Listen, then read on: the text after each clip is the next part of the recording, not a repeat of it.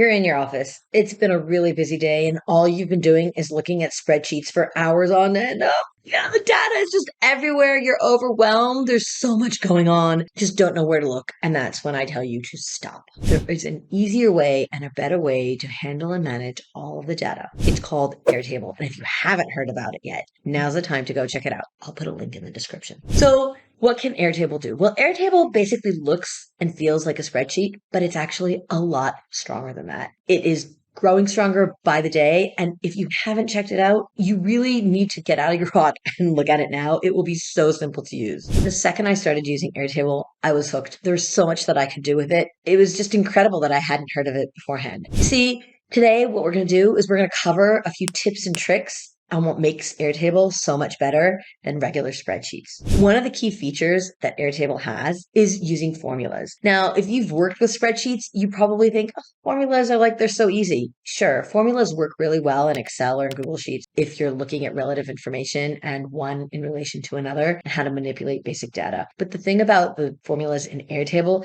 is that they can take you one step further than that. So you can calculate how much inventory you have left. You can do project rating based on feedback forms that you can create. Oh yeah, you can create a form in Airtable as well. You can also plan an entire event based on menu data and prep time and everything you can think about that has to do with the planning of the event in Airtable. And the beauty of it is it becomes evergreen because once you put the data in there, you just reuse it over and over again. Another great way to manage data in Airtable is using views. Now, if you've ever used an Excel sheet, you know that you have that sort option at the top and you can sort of say, okay, only show me records that have this, that, or the other. Well, this is taking it one step further. What you can do with views is you can set specific filters and grouping and conditions that will show you only certain information from the database. Now, Airtable has an assignee field, which means you can assign certain rows or pieces of data to specific people. Imagine creating a view that's only for a specific person. Now, take it one step further if you upgrade your account, and you don't really have to because they're free is so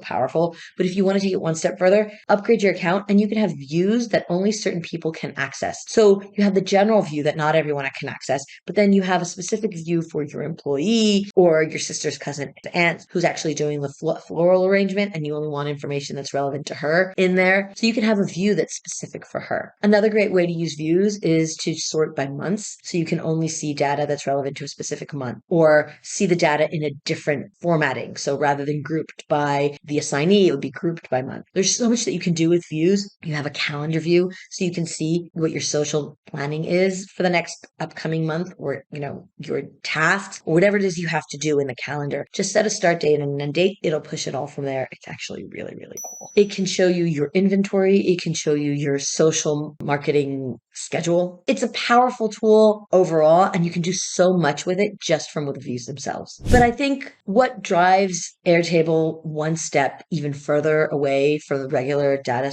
sheets that we're used to is the ability to send notifications and to set up automations. So one of the things that Airtable has is the ability to set an assignee field. You can assign a specific task to a specific person. And then once you set up that task and you assign it to them, they actually get a notification. You can turn those on and off. But other than just turning them on and off, there's actually one way to take it one step further. You can have it using a formula, of course, so that certain conditions change and then that will trigger a formula and something else will change. And then that will drive an automation that will change the assignee. Now, I've really complicated it, but it's actually a lot more simple than that. Just create a simple automation in the back end that says when the status is ready for production, assign it to this person.